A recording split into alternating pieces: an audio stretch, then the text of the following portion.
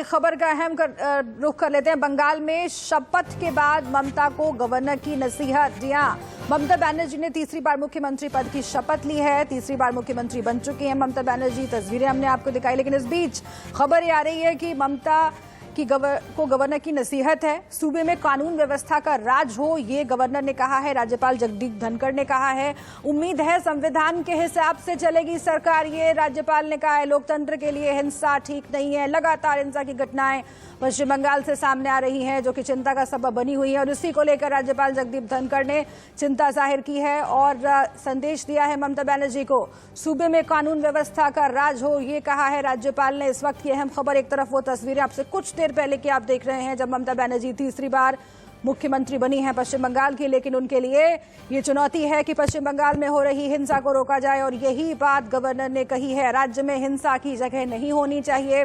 हालांकि फिर से एक बार दोनों ही पार्टियों के कार्यकर्ता, बीजेपी और टीएमसी के कार्यकर्ता, एक दूसरे पर आरोप लगा रहे हैं, लेकिन चूंकि लॉ एंड ऑर्डर स्टेट का मसला है, राज्य की बड़ी जिम्मेदारी है, सबसे बड़ी जिम्मेदारी राज्य की है, इसलिए मुख्यमंत्री होने के नाते ये जिम्मेदारी बनती है ममता बनर्जी की कि वो इस तरह के मामलों पर रोक लगाएं, कार्रवाई करें, एक्शन लें। और यही बात याद दिलाते हुए जगदीप धनखड़ ने कहा है कि राज्य में हिंसा की कोई जगह नहीं होनी चाहिए। मुख्यमंत्री पद की शपथ लेते हुए हमने आपको कुछ देर पहले दिखाया, राज्यपाल जगदीप धनखड़ ने ममता बनर्जी को मुख्यमंत्री पद की शपथ दिलाई, लेकिन इस बीच ममता बनर्जी को नसीहत भी दी है गवर्नर ने।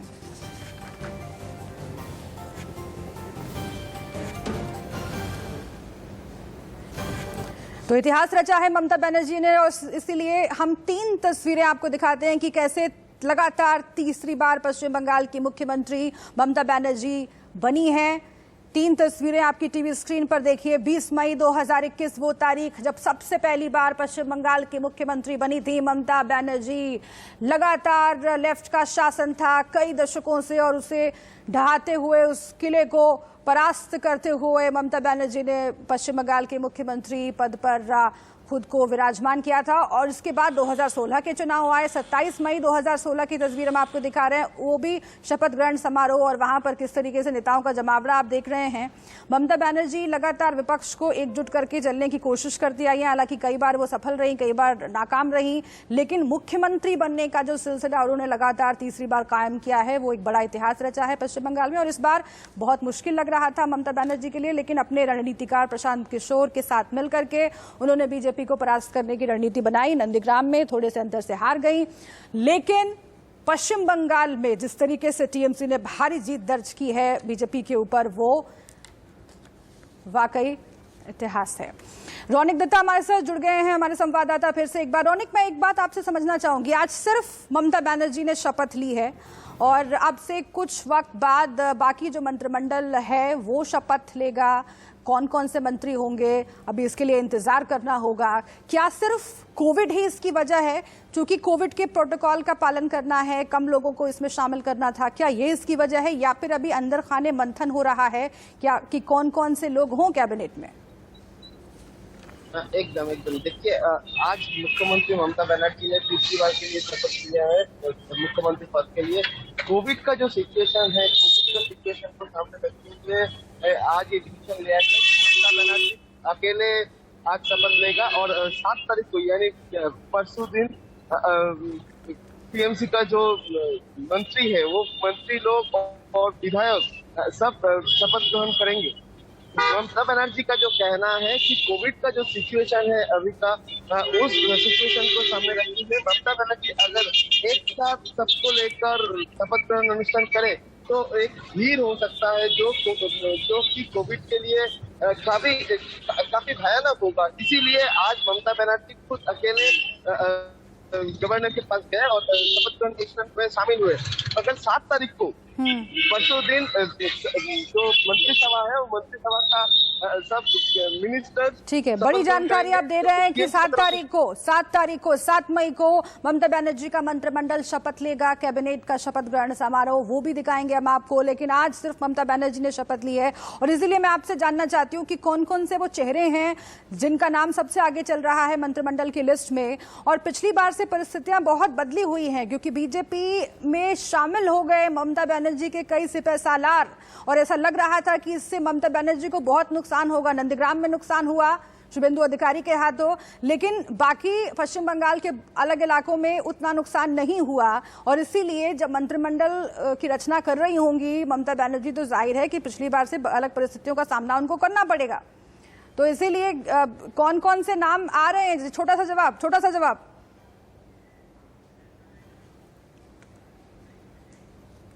अच्छा, हम अपने रिपोर्टर के पास जाएंगे, लेकिन इस बीच एक बड़ी खबर बता देते हैं। बंगाल में शपथ के बाद ममता को गवर्नर की नसीहत मिली है। फिर से एक बार इस खबर को आप देखिए, क्योंकि पश्चिम बंगाल में जो हिंसा चल रही है उस पर काबू करना बहुत महत्वपूर्ण है और इसी सिलसिले में गवर्नर ने ये बात कही है ममता बनर्जी को। सूबे में कानून व्यवस्था का राज हो, ये कहा है जगदीप धनखड़ ने।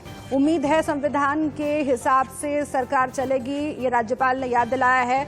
लोकतंत्र के लिए हिंसा ठीक नहीं है, ये भी जगदीप धनखड़ ने कहा है। ये तस्वीरें आप देखिए, कुछ देर पहले ही मुख्यमंत्री बनी है फिर से एक बार ममता बनर्जी, और पश्चिम बंगाल में हो रही हिंसा, अलग अलग इलाकों से जो हिंसा की तस्वीरें आ रही हैं उसको रोकना बहुत बड़ी चुनौती, और उसी की याद दिलाई है, अपनी जिम्मेदारियों की याद दिलाई है राज्यपाल ने ममता बनर्जी को। ये राज्यपाल के साथ आप ममता की तस्वीरें देख रहे हैं और ठीक शपथ ग्रहण के बाद जगदीप धनखड़ ने ये नसीहत दी है ममता बनर्जी को कि लोकतंत्र के लिए हिंसा ठीक नहीं है।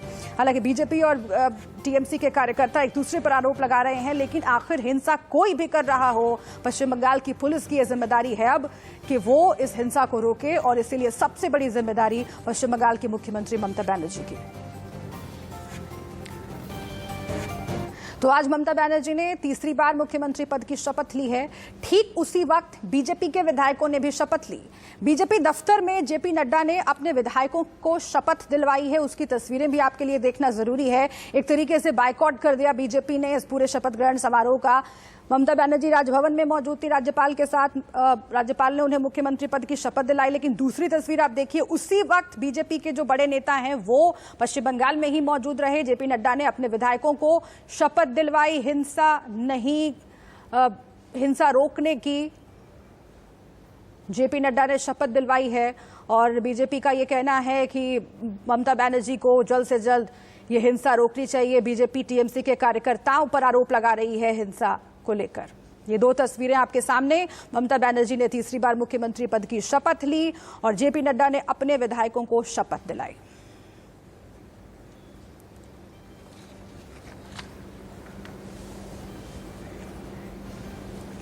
बीजेपी विधायकों को शपथ दिलाने से पहले जेपी नड्डा ने क्या कुछ कहा, वो आपको सुनाते हैं।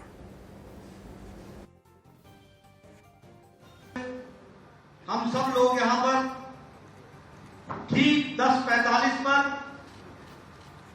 शपथ लेंगे और बंगाल की विधानसभा में जो जिम्मेवारी हमको दी गई है विपक्ष की भूमिका की, वह विपक्ष की भूमिका हम सब लोग एक अच्छे बंगाल के कार्यकर्ता के रूप में और भारत के नागरिक के रूप में हम अपनी जिम्मेवारी को बखूबी निभाएंगे। जिसकी लड़ाई बंगाल में हमने लड़ी, राजनीतिक हिंसा, तुष्टीकरण, तानाशाही और जिस तरीके का बॉर्डर स्टेट होने के कारण जो हमारी जिम्मेवारियां हैं जिसको हमको निभाना है, उसको निभाने में हम कतई कोई भी कसर नहीं छोड़ेंगे। एक राष्ट्रवादी के नाते बंगाल को मुख्य धारा के साथ पूरी ताकत के साथ विकास की ओर ले चलेंगे, ये हम शपथ लेने वाले हैं। ममता जी की सरकार जैसे जैसे नतीजे आए हैं वैसे वैसे यहां पर एक तरीके से राजनीतिक हिंसा का तांडव हमको देखने को मिला है।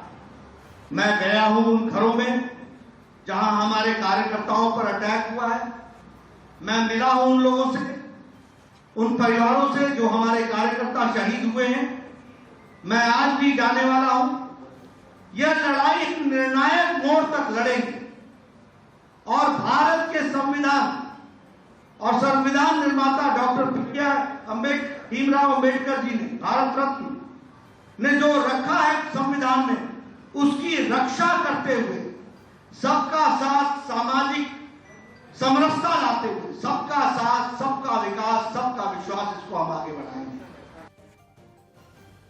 हमें ये शपथ विधि इस तरीके से करते हुए सारे देश को ये बताना है कि जो कुछ भी बंगाल में हो रहा है वो मुझे तो निश्चित रूप से जो तस्वीरें मैंने विभाजन के समय देखी थी वह तस्वीरें ताजा होती हुई दिख रही हैं और यहां पर जिनको रक्षा करनी चाहिए थी वही इस हिंसा के तांडव के जिम्मेवार लोग, और ऐसे लोग शपथ ले, प्रजातंत्र में सबको शपथ लेने का अधिकार है, लेकिन ऐसे समय में हम भी शपथ लेते हैं कि राजनीतिक हिंसा बंगाल की धरती से नष्टो नाबूद करेंगे प्रजातंत्र की तरीके से।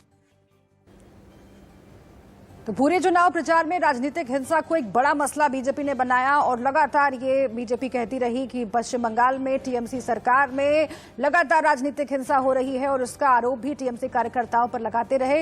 इस मसले का असर कितना पड़ा चुनाव परिणामों में उसका विश्लेषण बहुत हो चुका है, लेकिन बीजेपी अभी भी इस मुद्दे को आगे भी जारी रखेगी। खास तौर से आज के हालात में जब पश्चिम बंगाल में हिंसा थमने का नाम नहीं ले रही है, तब वाकई जिम्मेदारी है पक्ष की भी, विपक्ष की भी, टीएमसी की भी, बीजेपी की भी कि वो इस मुद्दे को आगे बढ़ाए और पश्चिम बंगाल की जनता को राहत मिले हिंसा से। इस बीच हमारे साथ हमारे संवाददाता रौनिक दत्ता जुड़ गए हैं पश्चिम बंगाल से। हम फिर से एक बार रुक कर लेते हैं उनका। रौनिक, इस बार ममता बनर्जी के लिए भी परिस्थितियां अलग रहेंगी। तीसरी बार मुख्यमंत्री बन गई हैं, लेकिन विपक्ष बीजेपी के तौर पर इस बार मजबूत है पहले से, और इसका उदाहरण आज से ही दिख रहा है, क्योंकि एक तरफ ममता बनर्जी शपथ ले रही थी, दूसरी तरफ जेपी नड्डा अपने विधायकों को शपथ दिलवा रहे थे और उसमें फिर से एक बार राजनीतिक हिंसा का मुद्दा उन्होंने जोर शोर से उठाया है। इस शपथ में जो जेपी नड्डा ने अपने विधायकों को दिलवाई, टीएमसी के लिए, टीएमसी सरकार के लिए क्या संदेश रहा? देखिए, निर्वाचन के बराबर आने के बाद ही बीजेपी के जो कार्यकर्ता है वो कार्यकर्ता के ऊपर जो जिला में हमला चल रहा है, इसलिए कल जेपी नड्डा कलकत्ता में आए और जो कार्यकर्ता के ऊपर हमला हुआ है उनको घर में उसके बाद रात को बीजेपी का जो स्टेट लेवल का जो लीडर्स है वो स्टेट लेवल लीडर्स के दिलीप घोष, मुकुल राय, कैलाश विजयवर्गीय, शुभेंदु अधिकारी, राजीव बंदोपाध्याय, इन लोग के साथ बैठक हुआ और आज जेपी नड्डा जी हेस्टिंग्स जो बीजेपी का ऑफिस है हेस्टिंग्स में, उधर जो विधायक है जो कि चुनाव में जीत चुके हैं वो विधायक को शपथ दिया कि बीजेपी के कार्यकर्ता के ऊपर जैसा हमला हो रहा है वो हमले रुकते हुए बीजेपी एक विरोधी दल के रूप में टीएमसी के खिलाफ एक जोरदार प्रतिष्ठान खड़ा करेंगे और ये टीएमसी के लिए चुनौती बोल सकते हैं आप, क्योंकि पहली बार बीजेपी ने विरोधी दल का तकमा पाया। पहली बार विधानसभा में, पश्चिम बंगाल विधानसभा में टीएमसी के खिलाफ बीजेपी, जो कि केंद्रीय सरकार में है, जो कि 18 एमपी है बीजेपी का वेस्ट बंगाल में, वो बीजेपी विरोधी दल में होगा टीएमसी के खिलाफ। यानी टीएमसी के तरफ से जो भी हमले होंगे, जो भी भूल होगा, वो भूल सामने रखने के लिए बीजेपी है एक विरोधी दल, जो कि पिछली बार भी दिखा गया था 2016 साल में। रौनिक, बहुत शुक्रिया आपका इस जानकारी के लिए। रौनिक ने हमें बताया है कि 7 तारीख को यानी कि परसों मंत्रिमंडल का शपथ ग्रहण भी होने वाला है और देखना होगा कि कौन कौन से मंत्रियों को शामिल करती हैं अपने कैबिनेट में ममता बनर्जी। एक छोटे से ब्रेक के लिए यहाँ पर हम रुक रहे हैं। तमाम अहम खबरें जारी हैं इंडिया न्यूज पर।